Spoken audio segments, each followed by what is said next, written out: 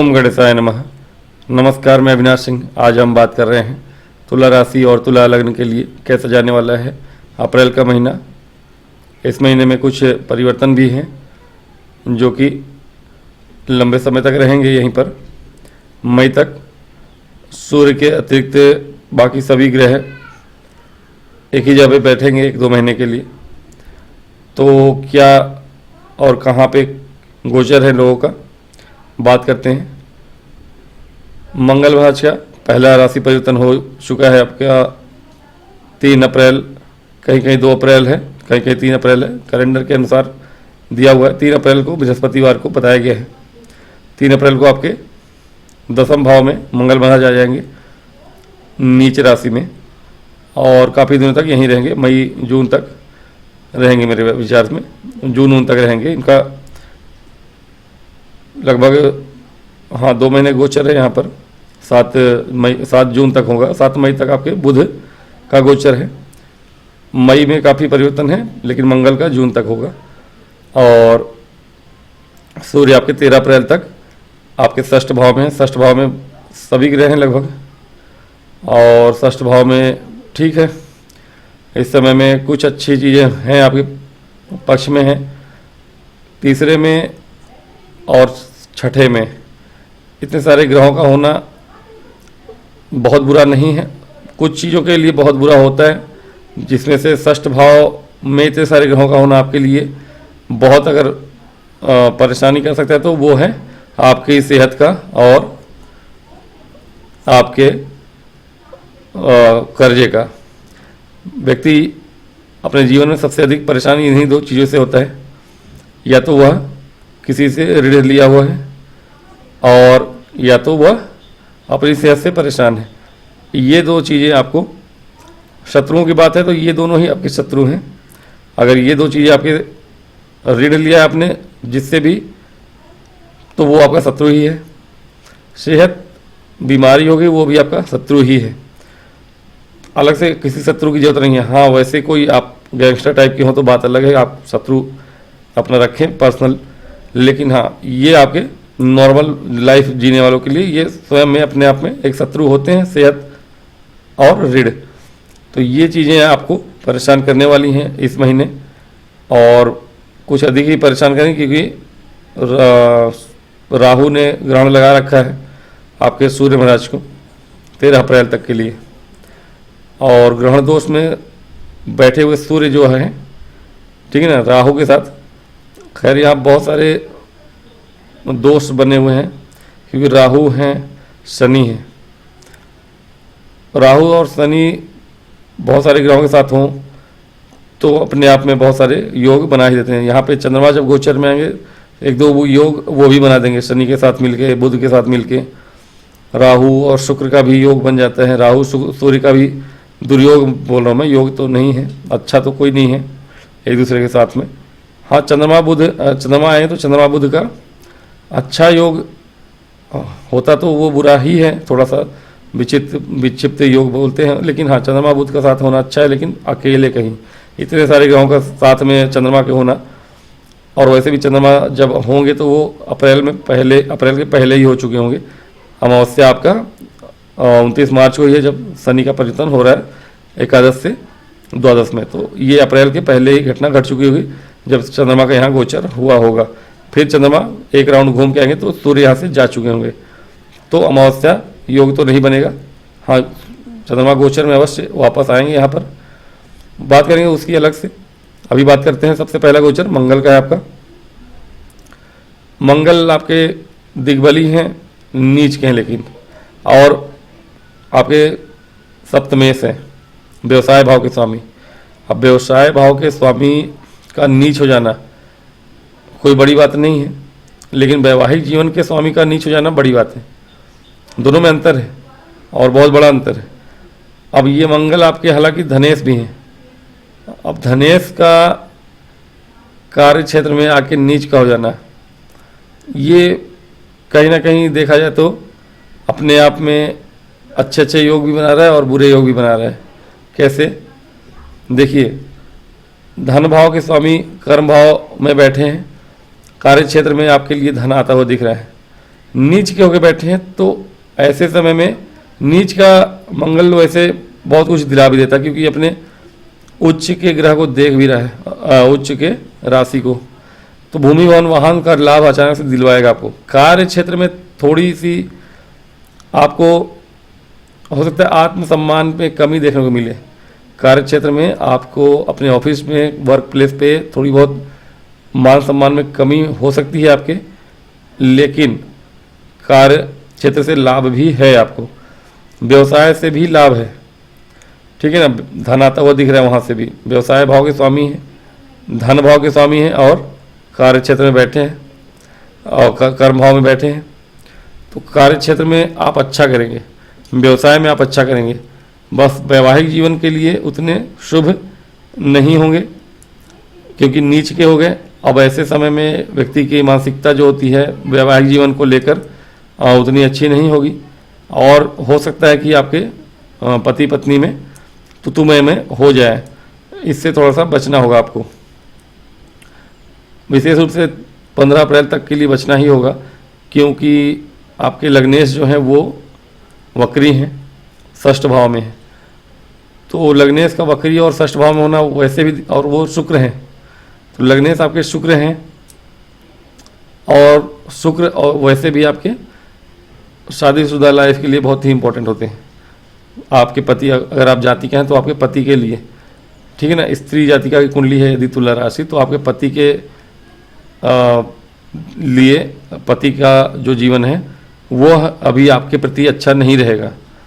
पति आपके व्यथित रहेंगे, परेशान रहेंगे इस समय में, कर्जे को लेके या फिर बीमारी को लेके, सेहत को लेके उनका आपको ख्याल रखना है।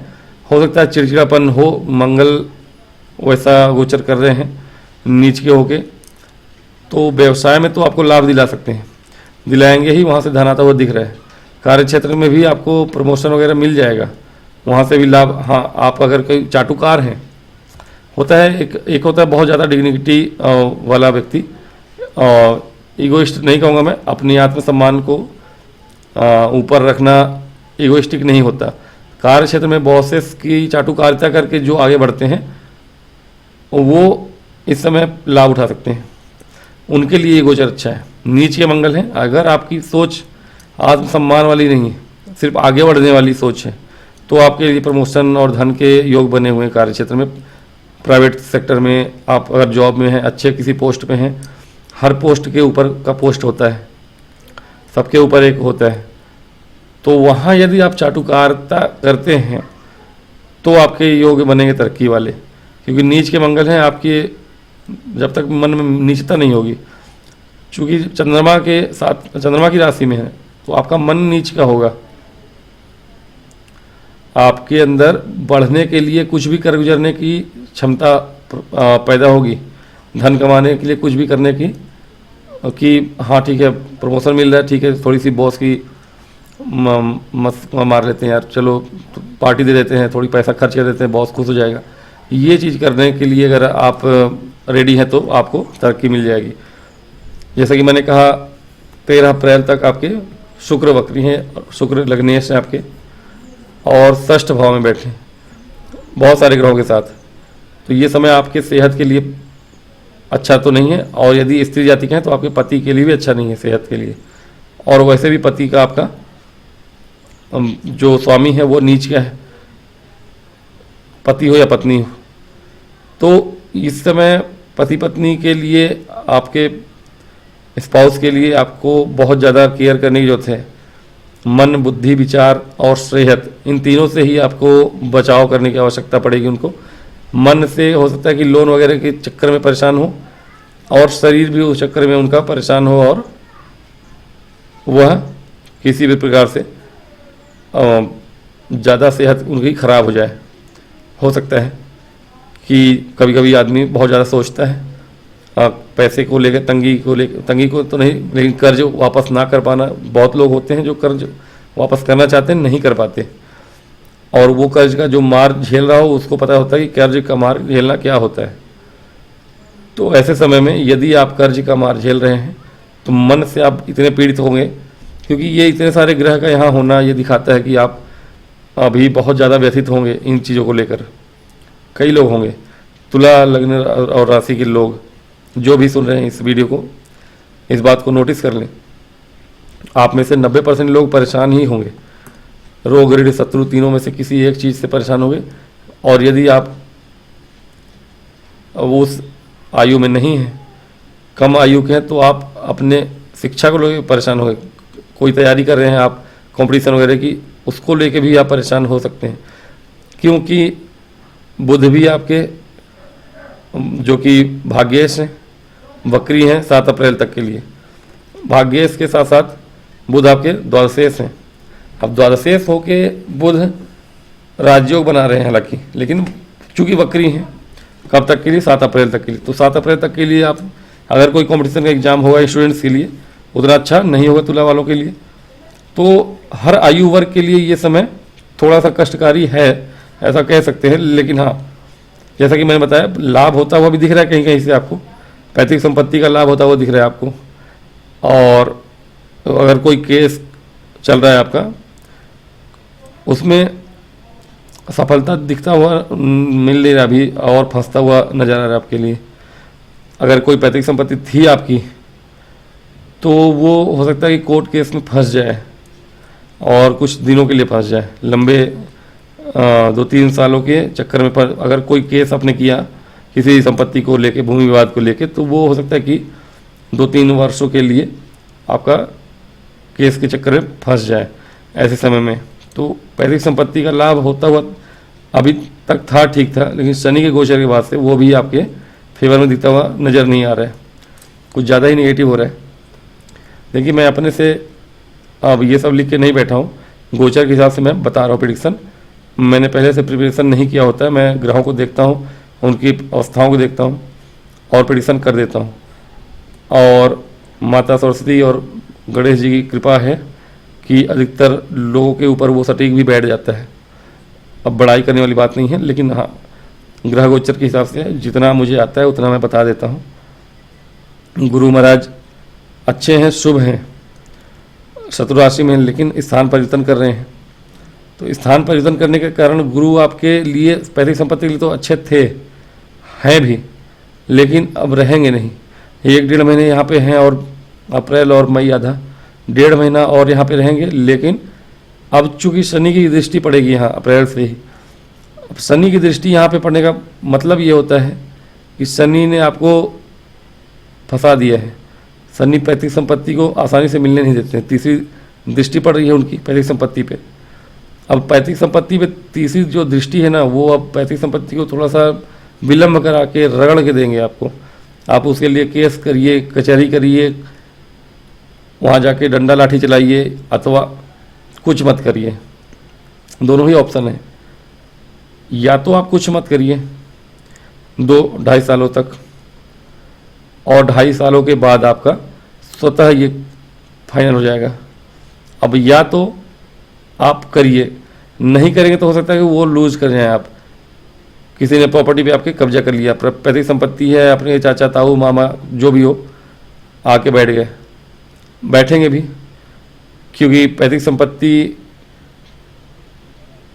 ये आपके शुक्र यहाँ के स्वामी हैं, और शुक्र जहाँ बैठे वहाँ से 3rd हाउस, यानी कहीं ना कहीं, और सूर्य भी यहाँ है। हालांकि सूर्य आपके लाभेश हैं, लाभेश सूर्य, यानी कि अब ये दिखाता है कि शुक्र आपके लग्नेश भी हैं, शुक्र आपके अष्टमेश भी हैं। और अष्टमेश पैतृक संपत्ति अगर दिखा रहा है यहाँ पे, और अष्टमेश अभी तो उच्च के हैं लेकिन वक्री हैं और शनि के प्रभाव में है। हो सकता है कि अचानक से वो मिल भी जाए आपको, अचानक से। अभी जब तक गुरु हैं वहाँ पे 15 मई तक, तो हो सकता है मिल भी जाए, क्योंकि सूर्य वहाँ पे है।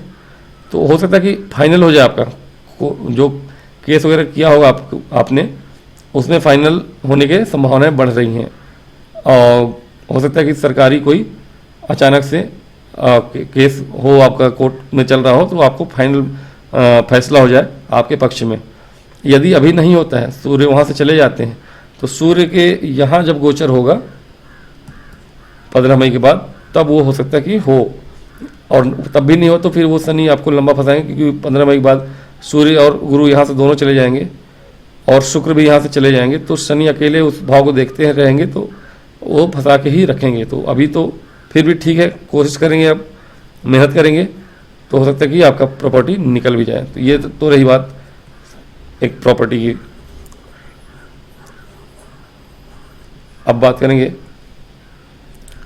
मंगल की दृष्टियों की। मंगल आपके लग्न को देख रहे हैं, मंगल आपके चतुर्थ भाव को देख रहे हैं, मंगल आपके पंचम भाव को देख रहे हैं। मंगल का नीच होके लग्न को देखना ठीक है, कोई दिक्कत नहीं। इस समय में आप सोचेंगे कि सेहत पर ध्यान दिया जाए और ज़रूरत भी है, और आप सेहत पे ध्यान दें। आप इस समय जिम वगैरह ज्वाइन करने का सोचेंगे और ठीक भी है। स्वास्थ्य आपका यहाँ से गड़बड़ होता हुआ दिख रहा है, लेकिन मंगल आपके स्वास्थ्य को कुछ चीज़ों को परेशान कर सकते हैं। हार्ट वगैरह की अगर आयु है आपकी वैसी, तो हार्ट की प्रॉब्लम या ब्लड प्रेशर की शिकायत आपको नई नई पकड़ में आ सकती है। 40 के पास में है, हो सकता है आपको ब्लड प्रेशर वगैरह की हार्ट की कोई प्रॉब्लम हो। तो आपको कोशिश करना है इस समय में कि आप कोई ना कोई व्यायाम करें, योग करें, ध्यान करें या जिम ज्वाइन करें, कुछ भी। और आपके मन में आ भी रहा होगा इस समय में कि आप करें ऐसा, और अच्छा भी है। चतुर्थ भाव पे जैसा कि मैंने पहले ही बताया था कि ये अच्छा है आपके लिए। भूमि भवन वाहन से जुड़ा हुआ कोई भी काम करना चाहते हैं इस समय में करिए आप। शनि ठीक है आपके षष्ठ भाव में है, लेकिन अब वो अपने से थर्ड हाउस में है और अपने से सेकंड हाउस में है, यानी कि वो आपके लिए कारक है। पंचमे से है, षष्ठ में है, अपने से द्वितीय में है, धन दिखाता है वहाँ से, तो धन लाभ दिलाएंगे। चतुर्थ भाव के स्वामी हैं तो, और मंगल की दृष्टि है, तो भूमि भवन वाहन का लाभ होता हुआ दिख रहा है आपको। अगर कोई प्रॉपर्टी लेना चाहेंगे ले लेंगे। हाँ, उसके लिए लोन वगैरह नहीं लीजिएगा। शनि वैसे बैठे हैं वहाँ पर, लोन आपको लेने में विवश भी कर सकते हैं। शुक्र भी है, तो अभी फैसला बहुत बड़ा नहीं करना है आपको। लोन वगैरह से बच के ही रहना है कि लोन लेके अभी काम करना है, नहीं, लोन लेके अभी काम नहीं करना है आपको। और क्योंकि इन सभी ग्रहों की दृष्टियाँ 12वें घर पे खर्चे के मूड में भी हैं आप, बड़ा खर्च दिखाता है आपके। सभी के सभी ग्रह यहाँ देख रहे हैं, तो खर्चे बहुत बढ़ेंगे आपके। हालांकि वो खर्चे बीमारियों में बढ़ रहे हैं, वो खर्चे जो है आपको कर्ज वापस करने के लिए बढ़ रहे हैं। लेकिन योग तो ऐसे भी बन रहे हैं कि भूमि भवन वाहन से जुड़ा हुआ काम भी आप करने वाले हैं, और वो उन कामों में भी आपके खर्चे बढ़ेंगे। तो एक साथ सब कुछ आपके दिमाग पे है। आप बीमार भी हैं, आपको सेहत भी देखना है, आपको कर्जे भी वापस करने हैं, लोन भी चुकाना है, और आपको कोई नया इन्वेस्टमेंट भी करना है। ये सब कुछ आपको करना है। तो मंगल की एक दृष्टि आपके पंचम पे है, ये भी अच्छा है। मंगल पंचम पे दृष्टि डाल के स्टूडेंट्स के लिए बहुत अच्छा समय है। कार्य क्षेत्र में कहीं ना कहीं अगर आप टीचिंग के क्षेत्र में हैं तो अच्छा है। टीचिंग के क्षेत्र में जो लोग भी हैं उनके लिए लाभ का समय है। वहाँ से आपको, मतलब टीचिंग का मतलब ये नहीं आप कोई परमानेंट गवर्नमेंट टीचर हैं, उसमें क्या ही लाभ होगा, वो तो फिक्स है। लेकिन जो लोग कोचिंग सेंटर खोले हुए हैं, और बड़े बड़े कोचिंग सेंटर्स हमारे देश में, और कोचिंग सेंटर्स ही हैं खाली, बाकी वहाँ से जो होता है वो तो होता ही है।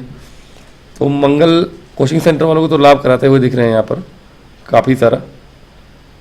वहाँ से आपको धन लाभ होगा, आपका उसमें तरक्की देखने को मिलेगा आपको। जिन लोगों के लिए शिक्षा के क्षेत्र में जो लोग भी हैं जुड़े हुए, तो मंगल का गोचर तो आपके लिए अच्छा है।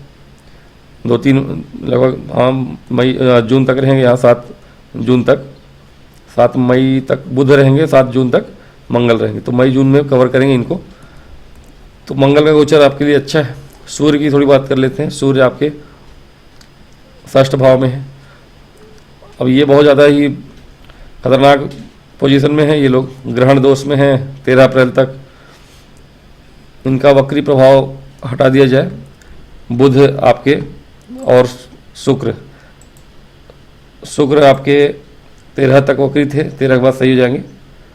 बुध आपके 7 अप्रैल तक वक्री थे, फिर सही हो जाएंगे। इनके सही होने का भी अच्छा है, बताऊंगा, मैं बता ही देता हूँ।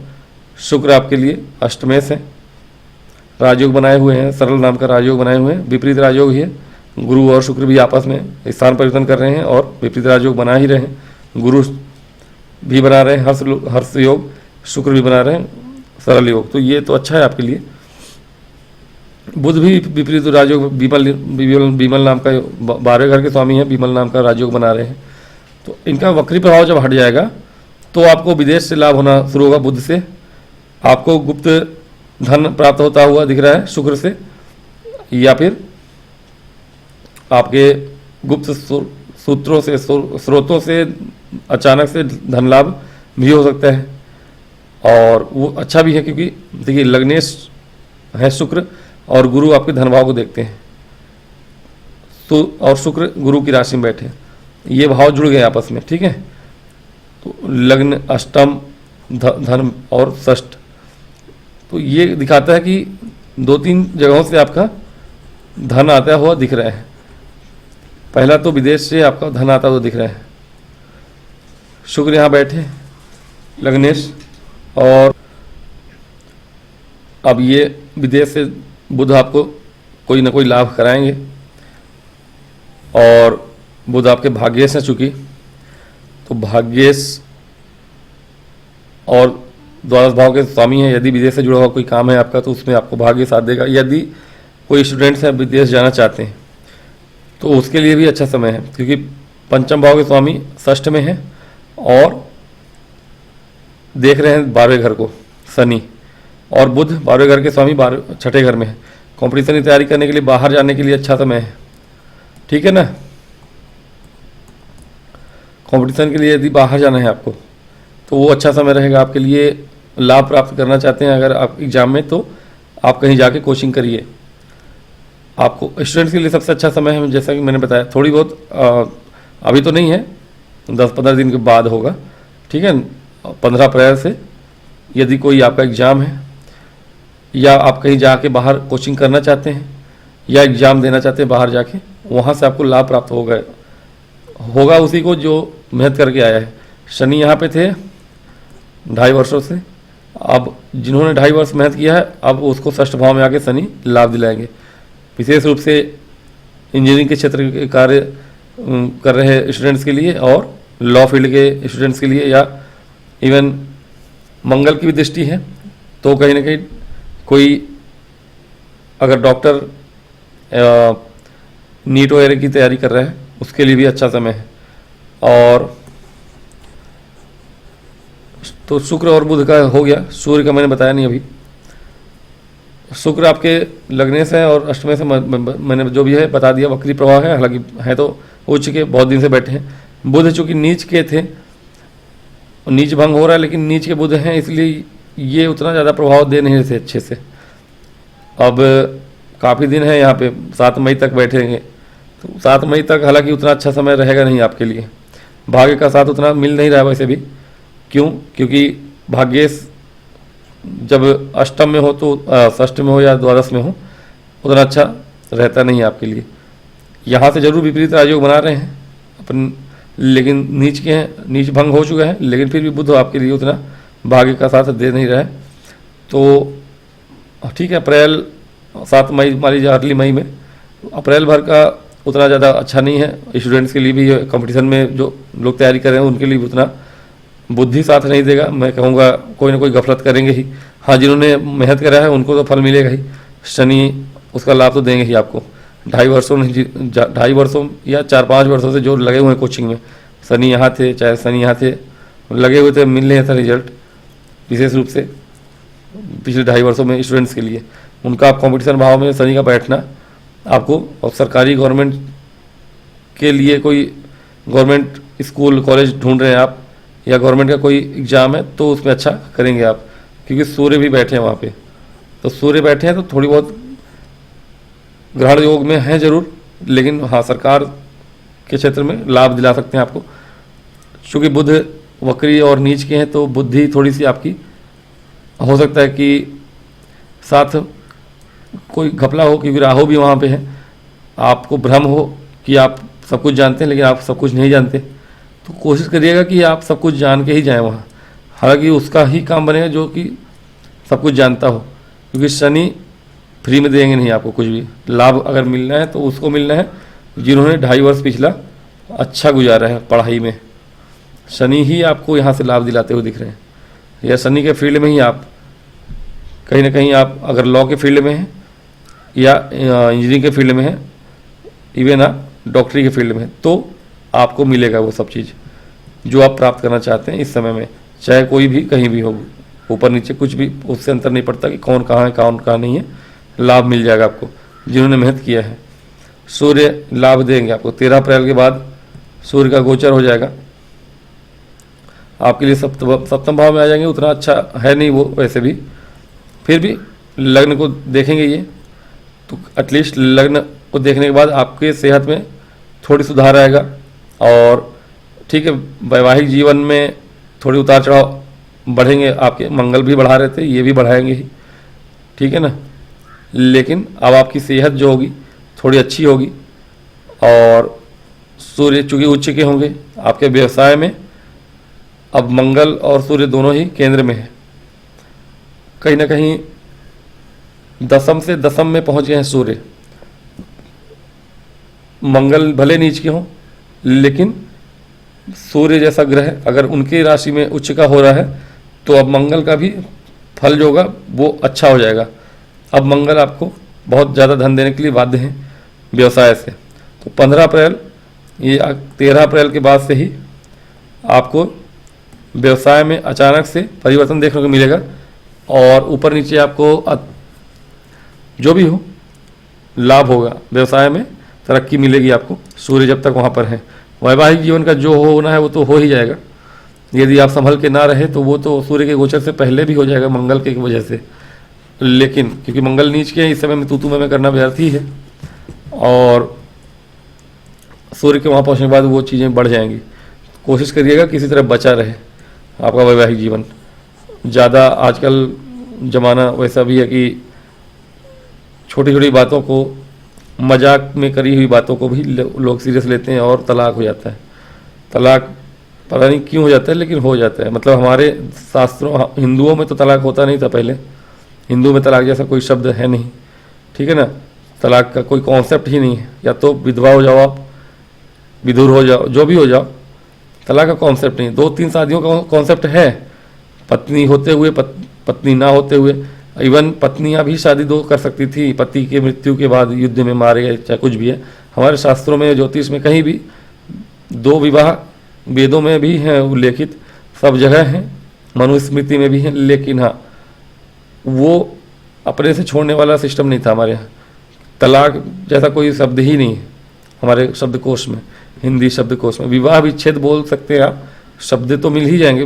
हिंदी जैसा महान शब्दकोश कहीं और है भी नहीं जितनी शब्द हमारे पास हैं। विवाह विच्छेद बोल सकते हैं आप, लेकिन विवाह विच्छेद का कोई कॉन्सेप्ट नहीं है। वो कराना कोई रिचुअल ही नहीं है, कोई क्रिया ही नहीं है, उसकी विधि नहीं है। विवाह करने की विधि है, विवाह तोड़ने की कोई विधि नहीं। तो ये अब हालांकि वो ऐसी स्थिति नहीं आने वाली है, उतना ज़्यादा बुरा असर नहीं करने वाला।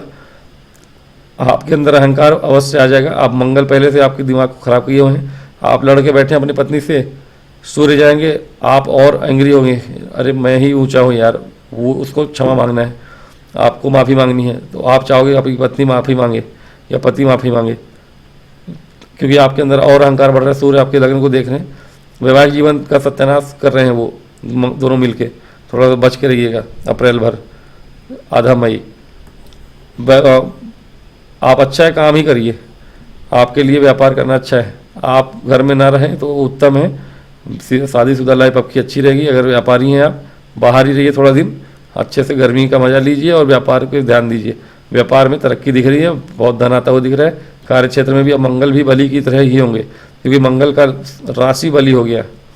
अब राशि बली हो जाए ना तो वो ग्रह भी बली हो जाता है, उसका भी अंश, कुछ अंश सस्टेंस मिले या जितना भी अंश प्राप्त हो उसे, लेकिन कुछ ना कुछ प्राप्त होगा ही। तो वो वही बली की तरह व्यवहार करेगा।